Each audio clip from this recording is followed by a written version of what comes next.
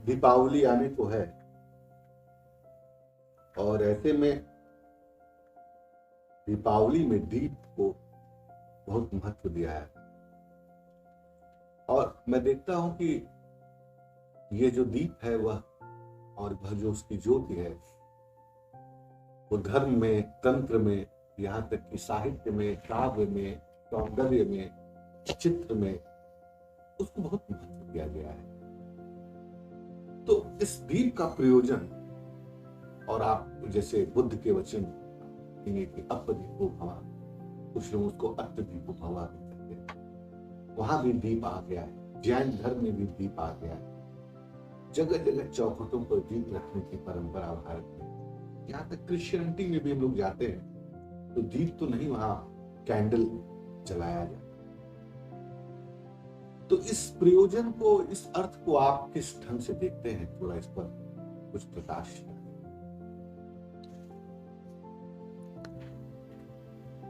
करीब करीब तुम्हारे प्रश्न में उत्तर भी छिपा हुआ है। प्रश्न दीप का है और अनेक धर्मों में, यानी बहुत सारे दुनिया के समुदायों में दिए के प्रकाश के महत्व की चर्चा तुमने अपने प्रश्न में ही कर दी। बात यह है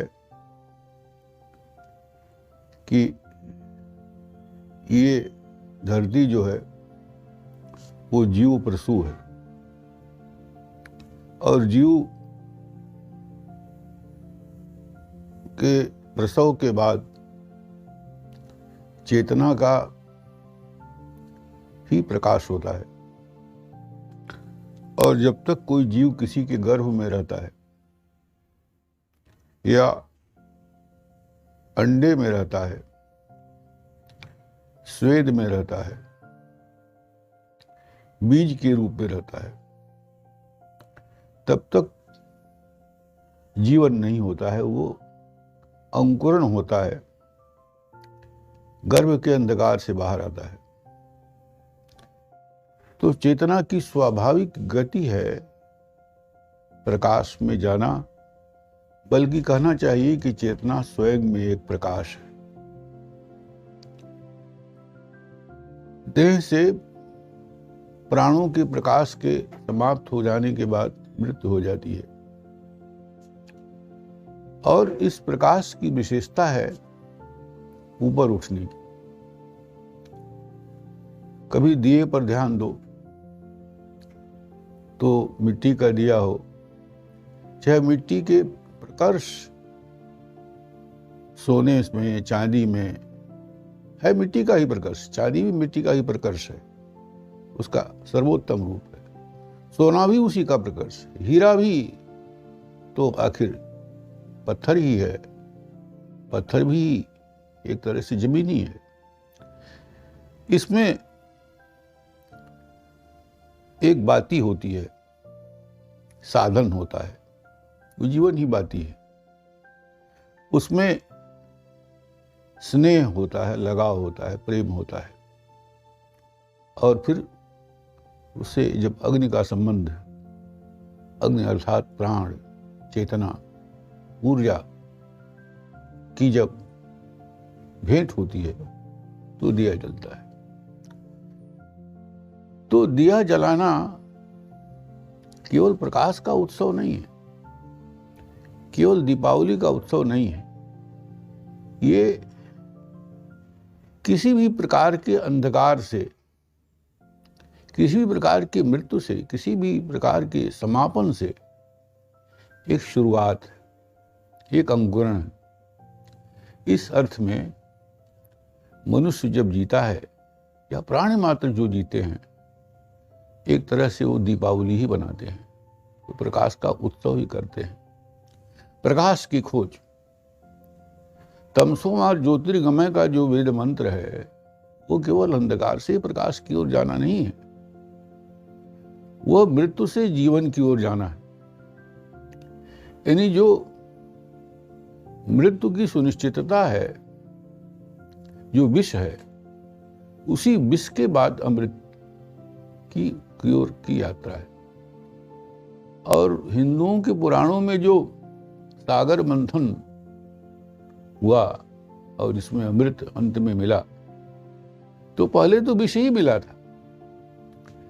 तो जहां कहीं विष है, चाहे वो मौत का विष हो, चाहे बीमारी का विष हो, चाहे भूख का विष हो, चाहे विकलांगता का विष हो, चाहे वो खंज होने का विष हो, चाहे अंधेरा होने का विष हो, चाहे जीवन के जद्दोजहद का विष हो, उस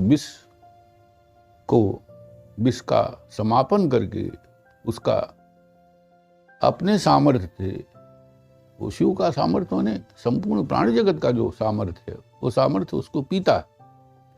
और विष पीने के बाद जो धीरे धीरे रत्नों की उत्पत्ति होती है, अंत में अमृत की प्राप्ति होती है। तो ये जो अमृत की जो यात्रा है, ये जो प्रकाश की यात्रा है, ये जीवन बोध है, प्राणी मात्र का जीवन बोध है। अब मनुष्य श्रेष्ठ प्राणी है, चेतना उसकी ज्यादा विकसित है, इसलिए वह कैंडल जलाती है, मनुष्यता वो दिए जलाती है, वो रोशनी करती है, वो प्रकाश की और व्यवस्थाएं करती है, उत्सव मनाती है। लेकिन अगर बहुत गहराई में देखा जाए तो ये जो हमारे भीतर चेतना है, ऊर्जा है, वो ऊर्जा अपने विषैलेपन को दूर करके जो अमृत की ओर, जीवन की ओर, जिजीविषा की ओर, उसको सुंदर बनाने के लिए, उस अंधेरे को दूर करने के लिए जो निरंतर चेष्टा चलती रहती है, एक तरह से वह दिए की उपासना है, जिसके लिए बुद्ध ने कहा अप दीपो भव, स्वयं ही तुम अपने दिए बनो। ये दिया जलाना तो एक प्रतीक है, ये दिया जलाना तो एक उपयोगिता है, ये दिया जलाना तो एक तरह का उपचार, उत्सव है। लेकिन दिया जलाने की, प्रकाश की ओर यात्रा करने की, प्रकाशित होने की, अंधकार से लड़ने की, किसी भी प्रकार का अंधकार हो, अन्याय का अंधकार हो सकता है, वो विषमता का अंधकार हो सकता है, वह अज्ञान का अंधकार हो सकता है। अंधकार की इतनी शक्तियां हैं कि कहा जाता है कि संपूर्ण सृष्टि अंततः एक ब्लैक होल में जा रही, सारे नक्षत्र मंडल जितने हैं, जितने भी गैलेक्सीज हैं, वो सारे प्रकाशों के बावजूद वो सब धीरे धीरे धीरे धीरे सृष्टि विलय की ओर जा रही। पर उस विलय में जाने की प्रक्रिया के बीच वो लंबा समय लगेगा, लेकिन फिर भी जो जीवन बीच में है, जो मध्य है, जिसे मध्यवर्ती कहा गया है, बौद्धों ने कहा कि मानव मध्यवर्ती है, मध्यम निकाय जिसकी चर्चा की जाती है, ये मध्यम निकाय जीवन का स्वरूप है। तो इसमें प्रकाश, इसमें सकारात्मकता, इसमें गुणवत्ता, इसमें अमृत, इसमें सौंदर्य, इसमें करुणा, इसमें ऊंचाई, ऊपर उठना। दिया आपने देखा होगा, दिए का प्रकाश ऊपर जाता है, जल नीचे जाता है। जल अगर गिरे, बहे, तो कहीं से भी वो नीचे जाएगा, गहराई में जाए, नीचे जाएगा। लेकिन कोई जो रोशनी होती है ऊपर जाती है। तो हमेशा ऊपर उठने की ये जो चेतना है, ये जो स्वाभाविक जीवन की मांग है, उसका जो अनुरोध है, उस अनुरोध से ये प्रकाश का संबंध है, दीपक के उत्सव का संबंध। अच्छा, ये बड़ा मतलब देखने में आता है, वैसा अनुभव भी होता है। दिए से ही बात शुरू करें तो एक दीप जल रहा होता है, तो उसमें एक ताप होता है। दीप प्रकाश तो देता है, पर उसके बहुत समीप चले जाइए तो जला भी देता है। जीवन को सार्थक या निरर्थक जिस दिशा में भी, जहां हमारे आप ऋषि लोगों ने जिधर हम लोगों को आगे बढ़ने की तरफ, जैसा आप भी कह रहे थे कि ब्लैक होल में जाने के बावजूद भी जो बीच का रास्ता है, जहां सृजन है, सौंदर्य है, ऊपर उठने की जो बात,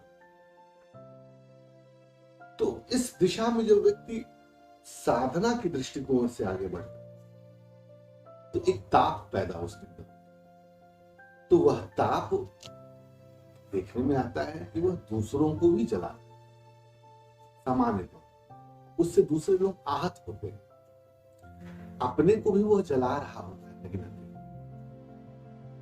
तो ये बात एक दुनिया को समझ में क्यों नहीं आती है कि जिस सत्य को, जिस दीप को, जिस प्रकाश को वह तुम्हें समर्पित कर रहा है, तुम्हें दे रहा है, वो तुम्हारे भलाई के, फिर उसका विरोध आप देखिए, जितने भी हुए, बुद्ध हुए, स्वयं जीसस हुए, उनको जो है कितने कष्ट मिले, जिसमें अनहल हक की बात चर्चा की, उसको सूली पे लटका दिया गया। तो ऐसा ये क्या है समाज के साथ, ऐसी घटनाएं बार बार क्यों घटती है? महाभारत में एक वाक्य है, दीपो यत्नेन वार्यताम। कहा तो गया है कि दिए को जतन से जलाओ। तो जतन से जलाओ का मतलब यह है कि दिए के पास भी जतन से जाओ, और जतन से जाने का मतलब होता है कि आप चेतन होकर समझ के साथ रोशनी का उपयोग करें, नहीं तो चलाएगा। जैसे बिजली है, बिजली बड़े काम की चीज है, लेकिन बिजली के पास असावधानी से जाइएगा, असम्यक दृष्टि से जाइएगा, सम्यक दृष्टि नहीं होगी तो दिया भी जला सकता है, बिजली भी आपको विनष्ट कर सकती है। दूसरा जो सवाल किया कि क्यों ऐसा होता है कि जीसस के साथ, बुद्ध के साथ और तमाम बड़े लोगों के साथ, गांधी के साथ, जिन्होंने संसार के बहुत सारे कुरूपताओं को नष्ट करने के लिए, विषमताओं को, प्रतंत्रताओं को, बहुत सारे दबावों को नष्ट करने के लिए अपनी जिंदगी दांव पर लगाई, ये मनुष्य जाति, उनके साथ बुरा बर्ताव उसने किया। बात यह है कि जो जगत की जो गति है, उसमें जो मनुष्य का स्वभाव है, चूंकि यह मनुष्य जो है वह मूढ़ पशु योनि से धीरे धीरे विकसित होकर के मनुष्य बना है, तो जैसे यह मूढ़ताओं का जो अपार संसार है, यह मूढ़ता किसी भी प्रकाशित व्यक्ति के यश से, उसके प्रभाव से, उसकी क्षुद्रता के अहंकार को एक तरह की ठेस लगती है। और ये बहुत विचित्र बात है कि मूढ़ सबसे अधिक परेशान होते हैं उन लोगों से जो हार्दिक या बौद्धिक स्तर पर या करुणा के स्तर पर, महानता के स्तर पर आगे बढ़े होते हैं, और उनको ईर्ष्या हो जाती, क्योंकि उनका वो आए हैं जो विकास यात्रा हुई है, वो विकास यात्रा मूढ़ योनि से हुई है, और वह उसमें बहुत कम लोग ऐसे होते हैं जो मनुष्यता के भी ऊपर देवत्व की ओर तरफ जाते हैं, बुद्ध हो जाते हैं, महावीर हो जाते हैं, कृष्ण हो जाते हैं, ईसा हो जाते हैं, मोहम्मद हो जाते हैं। वो इक्के दुक्के लोग होते हैं। ज्यादातर तो समाज मूढ़ों का ही रहता है, बहुमत में रहते हैं, और ये सारा बहुमत जो होता है, वो बहुमत ऐसे किसी व्यक्ति को स्वीकार करने में, उसको सब लोग जिसको महत्व देते हैं, तो उसके क्षुद्रता के अहंकार को, उसकी मूढ़ता के अहंकार पर उस पर चोट लगती है। इसलिए ईसा को सूली पर लटकाया गया, बुद्ध को एक तरह से मारा ही गया था, भोजन में विष मिलाया गया था, यहाँ तक कि स्वामी दयानंद को भी विष भी दिया गया था, ईसा को सूली पर लटकाया गया, मोहम्मद को तो नहीं मुझे मालूम है, लेकिन हक जो था वो मंसूर, उसका हाथ पैर काटा गया, बहुत ही दर्दनाक मौत उसकी हुई, दी गई। सुकरात को जो है जहर दिया गया। और आप देखिए पौराणिक मिथ की क्या बात, जो सबसे बड़ा त्यागी है, जिसने कोई परिग्रह स्वीकार नहीं किया देवताओं की कोर्ट में, महादेव, उनको भी तो देवताओं और राक्षसों ने मिलकर के विष ही पिलाया। अब ये कहानी, ये तो महादेव के उपासक या उनके समर्थक या उनके लोग कहते हैं कि वो विष पचा ले गए, लेकिन दिया तो विष ही गया उनको ना। कभी उनको लक्ष्मी तो नहीं मिली, उनको कोई उच्च स्तरवा नहीं मिला, उनको ऐरावत नहीं मिला, उनको कौस्तुभ मृग नहीं मिली। 14 जो रत्न निकले वो तो देवताओं ने बांट लिया, विष्णु ने ले लिया। विष किसे मिला?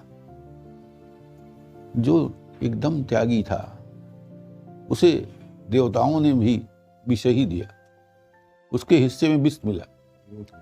तो अगर यह संसार की एक विडंबना है, जगत विडंबना जिसे मैं कहता हूं, कि महान लोगों के साथ ऐसा किया, और ये देखकर तो लगता है कि ज्यादातर जो संसार है, दिया तो जलाता है, रोशनी तो करता है, विज्ञान का आविष्कार भी कर रहा है, अपनी जरूरत और उपयोगिता तक तो वह उसको स्वीकार करता है।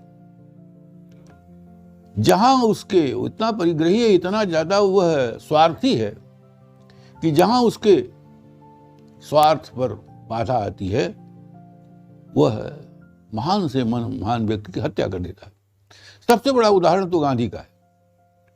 गांधी का दोष क्या था? सिर्फ यही ना कि छोटा भाई है पाकिस्तान, उसके पास पूंजी नहीं है, उसको 55 करोड़ रुपया घुस दे दिया जाए ताकि वो भी एक खड़ा हो सके। अब जो कट्टर हिंदूवादी थे, उनको लगा कि ये तो गांधी बहुत देश के साथ अन्याय कर रहे हैं, उनकी हत्या कर दी। तो ईसा ने क्या किया? ईसा ने कहा कि भाई एक गाल पर कोई चांटा मारे तो दूसरा गाल उसके किनारे का नहीं। तो ये तो सामान्य मूढ़ लोगों के समझ में नहीं आया कि भाई ये क्या, ये करुणा की बात करते हैं, अहिंसा की बात करते हैं। जो कि वो हिंसा में और अकरुणा में जिनका विश्वास है, क्योंकि अपने स्वार्थ में रहते हैं, स्वार्थ पड़ने पर वो किसी को खा जाएंगे, किसी को नष्ट कर देंगे, उनका स्वार्थ पूरा होना चाहिए। तो जगत का जो यह ढांचा है अनादिकाल से, उस ढांचे में आप ध्यान दें, कभी सतयुग नहीं था। ये तो कहने के लिए हम लोग कहते हैं कि पहले अच्छा युग था। अभी जो किताब मिली है 6000 वर्ष पुरानी चाइनीज, उसमें भी कहा गया कि हमारे पुरखे बहुत अच्छे हैं। हाँ, चीन में शायद। तो ये बातें तो हम लोग अपने गौरव के लिए, अपनी महिमा के लिए, वो वहाँ भी ये मूढ़ मनुष्यों का जो है, मूढ़ संसार जो है, उसका एक स्वार्थ छिपा, उसके अहंकार की तुष्टि होती है। इसलिए वो अपने पूर्वजों के, पुरखों के बारे में बहुत सारा यशोगान करती रहती है कि मैं ही नहीं महान हूँ, मेरे पुरखे भी महान है वह तुच्छ। जितना अधिक कोई अपनी महानता की चर्चा करता है, ये मनोविज्ञान है कि वह बहुत ही तुच्छ होता है। उसी तरह से जैसे लिखा रहता है सत्य में वो जयते, लेकिन यथार्थ में सत्य जीतता ही नहीं है। तो लिखा है कि अमृत स्वर्ग, लेकिन ज्यादातर जिंदगी तो नरक ही दिखाई पड़ती है। तो लेकिन इसके बावजूद जो प्रकाश की खोज है वो निरंतर चलती रहती है। एक जैसा आपने बोला, इस पर एक अचानक एक विचार प्रश्न सा खड़ा हो गया कि हिंदू माइथोलॉजी में आप देखें कि गाय को, अच्छा ये भी सुनने में आया है, ये एक तरह का रिसर्च का विषय है जो परालौकिक रिसर्च की तरफ जो आगे बढ़ रहा है। ऐसा कहा जाता है कि पशुता की योनि में जो गाय है अंतिम अवस्था है, और उसके बाद वो मनुष्यता में वो जो आत्मा है, वो जो प्राण है, ट्रांसफर हो रहा है। इसलिए हिंदू माइथोलॉजी में गाय को बहुत महत्व दिया गया और इसीलिए उसके दूध को सहज और सुलभ ढंग से पीने की व्यवस्था की गई। हालांकि बकरी का भी दूध पिया जाता है, पर वो औषधि के रूप इत्यादि इत्यादि। मुझे बुद्ध का वो वचन याद आ रहा है कि शायद बुद्ध का वचन है या नहीं, पर एक सिद्धार्थ नाम की एक नॉवेल है हरमन हेस की, उसमें कहा गया है कि वो अपने शिष्य से कुछ बात कर रहा होता, पूछता है बुद्ध तो क्या है? क्या तुम उस कंकड़ को उठाओ और देखो, यह भी बुद्ध होने की प्रक्रिया। और बुद्ध ने एक जगह कहीं कहा है कि घटिया से घटिया भी मनुष्य से प्रेम करो कि उसके भी अंदर बुद्ध होने की संभावना। तो पशुता से मनुष्यता की योनि में आना, और जब मैं शिव को देखता हूं जिसको विष दिया गया, उनके जो प्रतीक के रूप में जिस पशु को दिया गया रखा जाता है नंदी को, वो बैल है। तो शिव को लेकर के मैं सारी मैथोलॉजी उल्टी नजर आती है। हम शिव के प्रतीकों को देखेंगे, हम शिव के रूप को देखें, तो हिंदू माइथोलॉजी में होते हुए भी उसके एक जो पलट, एक फिलॉसफी है, वो खड़ी होती है। कहीं मैं पढ़ रहा था, मुझे ध्यान आ रहा है कि जो फिलॉसफी थी, हालांकि ये तो इतिहास में विदित है कि 100-150 वर्ष पहले साइकोलॉजी जो थी वो फिलॉसफी से हट गई, फिलॉसफी से निकली हुई एक रूट हुई। पहले साइकोलॉजी फिलॉसफी का विषय था। तो मैं इसको जब पढ़ रहा था तो मेरे दिमाग में एक विचार आया कि ये जो फिलॉसफी के उदात्त जो पॉजिटिवनेस है, जो व्यक्ति के अंदर पॉजिटिवनेस की विचार खड़े होते हैं तो फिलॉसफी की तरफ बढ़ते हैं, पर जहां वो नेगेटिव होता है वहां साइकोलॉजी जन्म लेती है। इन सारे परिप्रेक्ष्य में मनुष्यता को, पशुता को, शिव को और इस द्वीप को जो हमारी चर्चा चली आ रही है, उसको आप किस ढंग से देखते हैं और उस पर क्या कुछ कहना चाहेंगे जो हमारे लिए कुछ उपयोगी हो सके? देखो, एक तुम्हारे प्रश्न में ही एक है कि सब चीजें फिलॉसफी, और तो आपको जानकर आश्चर्य होगा कि आज भी चाहे वो केमिस्ट्री की पीएचडी दी जाए, चाहे फिजिक्स की भी पीएचडी की डिग्री दी जाए, लिखा रहता है डॉक्टर ऑफ फिलॉसफी। फिलॉसफी ही पहले जो ज्ञान का जो के लिए जो पर्याय था वो फिलॉसफी ही थी। बाद में उसकी शाखाएं, मनोविज्ञान वगैरह जितना कुछ बना फिलॉसफी ही है, क्योंकि ज्ञान की, चेतना की जो प्रारंभिक जिज्ञासा है वो तो अंततः फिलॉसफी ही है, और उसी फिलॉसफी से विज्ञान भी, उसी से सब कुछ पैदा हुआ। रही बात ये गाय की बात, गाय के बारे में कहा जाता है गाओ गंधेन पश्यन्ति वेदैः पश्यन्ति ब्राह्मणा आदि अनादि। तो ये जो गंध से देखने, कुत्ता भी गंध से देखता नहीं। आप देखिए, कुत्ता भी गंध के बारे में बहुत संवेदनशील होता है, और वह सबसे नीचतम प्राणियों में से कहा जाता है कुत्ते की मौत मरोगे। और गाय को तुमने कहा कि ये मनुष्य यौन की में जाने की कम से कम एक आखिरी पड़ाव है कि उससे उसमें जाता है। तो इसीलिए हिंदुओं में गाय की पूजा की जाती है, गाय गोदुग्ध को मातृ दुग्ध, हाँ, साधुता है। तो लेकिन गाय गंध से देखती है। देखने का तात्पर्य है कि वह कोई शिकार नहीं करती है, कोई खोज नहीं करती है, ऐसी खोज नहीं करती जो नकारात्मक हो। कुत्ता खोजता है तो वो चोर पकड़ता है, कुत्ता खोजता है तो वो कुछ शिकार करता है। लेकिन गाय जो है अपने गंध से देखती है, वो दर्शति दर्शनम, जो दिखाई, दृश्यते दर्शनम है ना, दिखाई पड़ना। गाय देखती है तो सकार, वो एक बड़प्पन की ओर देखती है, एक ऊंचाई की तरफ देखती है। तो गाय चूंकि गाय गंध से देखती है, कुत्ता भी गंध से ही बहुत ज्यादा संवेदनशील होता है, लेकिन दोनों दो विविध दिशाएं हो गई। तो गाय, वो केदारनाथ सिंह कविता में है कि दीपावली में एक दिया वहां जहां कजरी रवाती है, वहां भी दिया रखना जहां गाय है। एक दिया वहां जहां जाता है वो ढेंकी है। यानी सृजन, जो सृजनात्मक रूप है, जो सकारात्मक रूप है, उस पर गाय भी प्रतीक है। जो मनुष्य की दिशा में अग्रसर है, उस जीव, मूल जीव जंतु की, उसमें भी गाय का महत्व है। तो इसलिए दिया, गाय और ब्राह्मण, गो और द्विज, द्विज का अर्थ है दूसरा जन्म। यानी गर्भ में तो मनुष्य जो है वो पशु ही पैदा होता है, वो शूद्र ही पैदा होता है। जन्मना जायते शूद्र, संस्कार द्विजो उच्यते, संस्कार से द्विज बनता है। वो उसके भीतर जब उसका, जैसे मिट्टी के लोंदे को कुम्हार जब थाप देता है तो उससे घड़ा बनता है। वो है अनगढ़पन नहीं, वो अनगढ़पन से गढ़ना, ये शिक्षा वगैरह क्या है, एक तरह से दीक्षा ही है, एक मनुष्य को गढ़ने की प्रवृत्ति है। तो बनना पड़ता है, यात्रा करनी पड़ती है, और उसके लिए गुरु का महत्व है। तो इसीलिए गाय और द्विज, जिसका दूसरा जन्म हुआ, जो संस्कारित हो रहा है, दोनों को समानांतर रखा गया है हिंदू माइथोलॉजी में।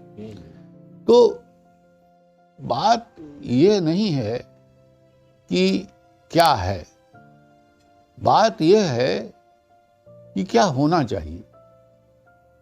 बात यह नहीं है कि अंधेरा है, बात सकारात्मक है कि इस अंधेरे को दूर कैसे किया जाए।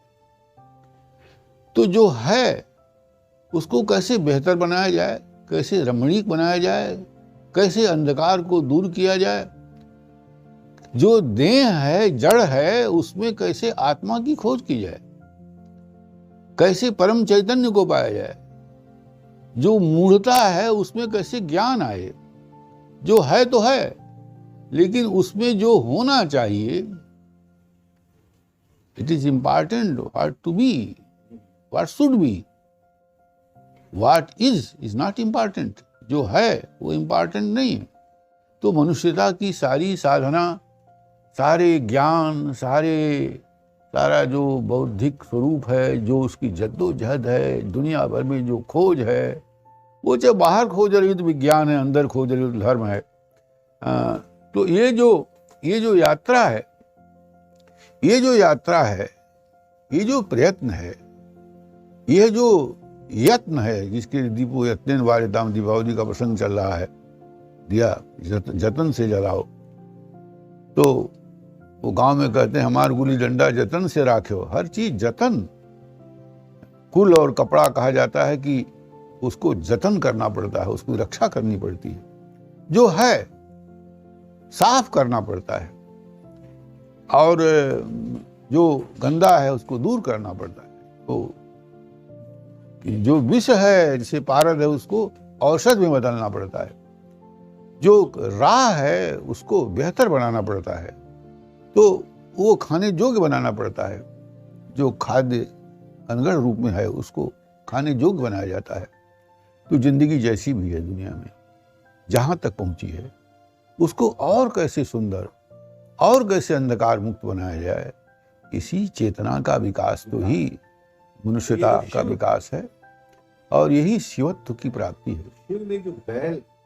और ये जो बैल है, वो बैल का जो प्रतीक है वह है, वही है कि बैल जो है वो गाय के भीतर भी तो गाय पैदा करने की क्षमता तो बैल से ही आएगी ना। तो ये गाय और बैल में कोई अंतर नहीं, दोनों प्रकृति पुरुषात्मक जगत है, तो गाय बैल का दर्जा तो एक ही है। तो दोनों का जो प्रकृति पुरुष का संबंध है, उसी वह मनुष्य के पहले की यात्रा की शुरुआत। इसीलिए आदि देव हैं वो, जिनकी सवारी वृषभ है, बैल। क्योंकि पशुता से मुक्त, पशुता से मनुष्यता की ओर ले जाने की पहली सीढ़ी शिव है, शिव का वाहन है, शिव की वेशभूषा है, शिव का जो है वो स्वरूप है, जो नदी धारण करते हैं, जो सर्व धारण करते हैं, जो तमाम विष पीते हैं, जो भी विरोधाभास हैं, जीवन के जो विरोधाभास हैं, उस विरोधाभासों में वो कैसे पार्वती के साथ होते हैं, सौंदर्य की महाशक्ति ललिता के साथ होते हैं। ये सारी जो कवायद है मिथकों की, वो कवायद संकेत करती है कि हमारे आपके जीवन में भी जो भी विष है, जो भी अकरणीय है, जो भी अशोभनीय है, जो भी अंधेरा है, जो भी नकारात्मक है, उसके ठीक समानांतर, ठीक उसके विपरीत, उसको दूर करने, उसको बैलेंस करने के लिए ये दिया, आंतरिक दिया हो, चाहे बाह्य दीपक हो, चाहे धर्म का दीपक हो, चाहे दया का दीपक हो, चाहे ज्ञान का दीपक हो, चाहे विज्ञान का दीपक हो, चाहे किसी रूप में कोई प्रकाश हो, उस प्रकाश को की यात्रा मनुष्य की स्वाभाविक और होने योग्य यात्रा है। ये एक अंतिम प्रश्न है। वो सांख्य का पुरुष और प्रकृति कहा गया, तो ये आपके ही वक्तव्यों से मुझे याद आ रहा था कि सांख्य ने कहा कि पुरुष की दृष्टि है वो देखता है प्रकृति को, और प्रकृति को देखने भर से प्रकृति इच्छुक है कि कोई उसको देखे, और जब पुरुष उसको देखता है तो फिर सृजन की दुनिया आगे निकलती है। और फिर 24 तत्वों की बात है। तो शिव की जो बैल है, कहीं ऐसा तो नहीं कि वह पुरुष का प्रतीक है, और यह जो धरती है वह गाय का प्रतीक के रूप में दिखाई देती है। तो इसलिए आप देखें कि हिंदू माइथोलॉजी में गाय के विभिन्न अंगों में कई जगहों पर उस पूंछ पर कुछ और प्रतीक होते हैं, थन पर कुछ और प्रतीक होते हैं। इस लिहाज से शायद शिव के उस नंदी को समझने की आवश्यकता होनी चाहिए। अब दीपावली में हम लोग जब पूजते हैं, शिव नहीं दिखाई पड़ते, उनके पुत्र दिखाई पड़ते हैं, और दूसरी तरफ लक्ष्मी विष्णु की पत्नी है, वह दिखाई पड़ती है। तो यह जो गड्ढ मड्ड सा है कुछ, इस गड्ढ मड्ड के बीच की जो चेतना है, जिधर हमारी जो हजारों साल की यात्रा है, उसको समझ लेने की शायद कहीं कुंजी है। अगर पकड़ में आ जाए तो आदमी इस जीवन को समझ सके और अपने कदम को आगे बढ़ा सके। आप इसको किस दृष्टि से देखते हैं? देखो, बहुत साफ है, जो दिखाई नहीं पड़ता है वो तत्व होता है, और जो दिखाई पड़ता है उस तत्व का प्रक्षेपण मात्र है। जैसे सिनेमा देखा होगा तो पर्दे पर दिखाई पड़ता है, एक असली सिनेमा तो वहां प्रोजेक्टर में है। लक्ष्मी दिखाई पड़ती हैं, इसलिए दिखाई पड़ती हैं, वह हमारी इच्छा है, जैसे हम सिनेमा देखना चाहते हैं, हमारी फल प्राप्ति है। शिव के पुत्र गणेश जो कल्याण गणों की ईश हैं सबकी, और कल्याण के उनके पुत्र माने गए हैं। पार्वती शिव के प्रकृति पुरुष के वो पुत्र हैं। बैल नहीं दिखाई पड़ता है, लेकिन गाय दिखाई पड़ती है। और एक बात और ध्यान दीजिए कि सागर मंथन में विष्णु लक्ष्मी को प्राप्त करते हैं। तो जो यात्रा शुरू हुई, जिस यात्रा को प्रारंभ करने वाला विषपाई शिव है, उसकी फलश्रुति किस में होती है? लक्ष्मी में होती है, अमृत में होती है।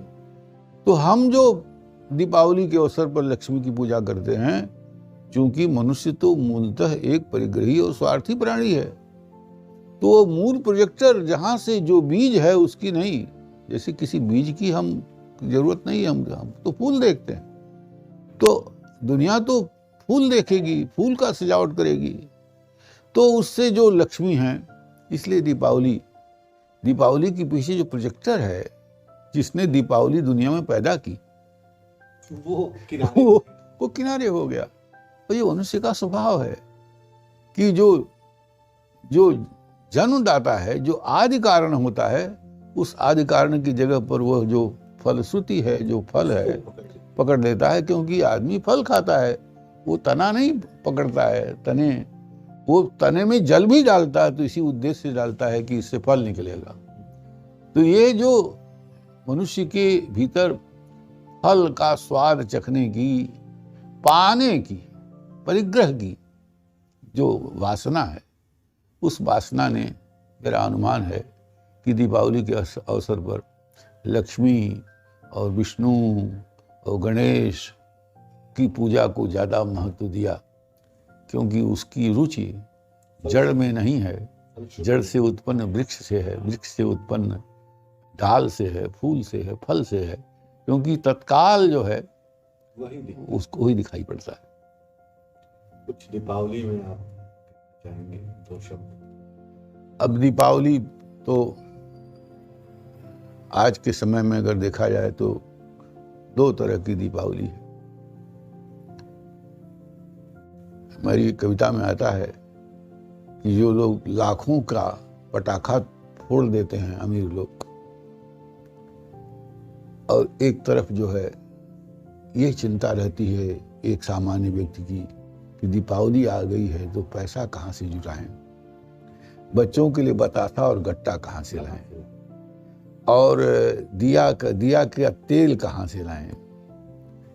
तो ये जो वैषम्य है, अधरों पर मुस्कान तो तब खिलेंगे जब पेट भरा हो।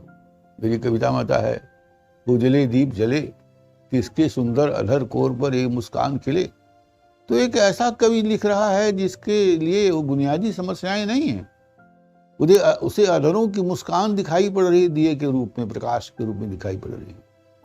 उसे दिखाई पड़ रहा है कि दिया जो है वो लक्ष्मी है, दिया जो है गणेश है, दिया जो है आत्मा है। लेकिन अत्यंत दरिद्र काड़ाहानी उड़ीसा के पिछड़े क्षेत्र में बैठा हुआ कुपोषण का शिकार पुरुष और उसकी स्त्री बीमारी, उसके लिए कौन सी दीपावली है? आज कल परसों में धनतेरस है। इस धनतेरस में गरीब आदमी ये सोचता है क्या खरीदूं और क्या चीज देने के बदले खरीदूं। दुनिया में इतना सारा प्रकाश पैदा हुआ, इतने बड़े बड़े हवाई अड्डे, इतने महान महान वैज्ञानिक प्रकल्प बने, लेकिन अभी भूख का अंधेरा दूर नहीं हुआ, प्यास का अंधेरा दूर नहीं हुआ, कुपोषण का अंधेरा दूर नहीं हुआ। स्त्रियों के 6% इस देश में जो हीमोग्लोबिन है बढ़ नहीं पा रहा है। हमारा जो भारत है, बहुत सारे तमाम दुनिया के देश हैं ऐसे जिनके पास बहुत सारी समस्याएं बुनियादी समस्याएं हैं। और जब बुनियादी समस्याएं हैं तो वो लोग देहात में कहावत है, कोई मियाँ साहब मर गए थे तो बेचारी औरत बेवा उनके लिए कब्र खोद रही थी। तो कुछ अड़ोस पड़ोस के लोग, औरतें जुटी, उनका अरे मियाँ रो नहीं रही हैं, कहा अकेले मियाँ रोएं कि गोई खोदें, वो कब्र खोदें कि रोएं। तो जिनकी स्थिति यह है, वे लोग समझ नहीं पाएंगे इस बात को, नहीं समझना चाहिए इस बात को कि जो लोग हवाई जहाज से हवाई सर्वेक्षण कर रहे हैं और जो 5 स्टार 7 स्टार होटलों में कुल्ला कर रहे हैं कोका कोला का, शराब का, और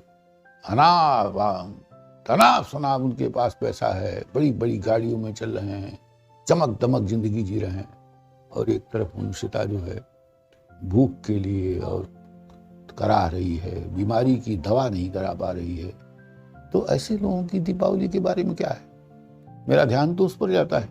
किसी को तो दीप वहां रखना पड़ेगा, कहीं किसी को तो, किसी सत्ता व्यवस्था को, किसी प्रकार के विचारों को, तमाम मनुष्यों के संगठन को इस सवाल को उठाना चाहिए। ये सवाल उठाना अर्थात दीप रखना है। दीप रखना। बहुत बहुत धन्यवाद। धन्यवाद तुमको।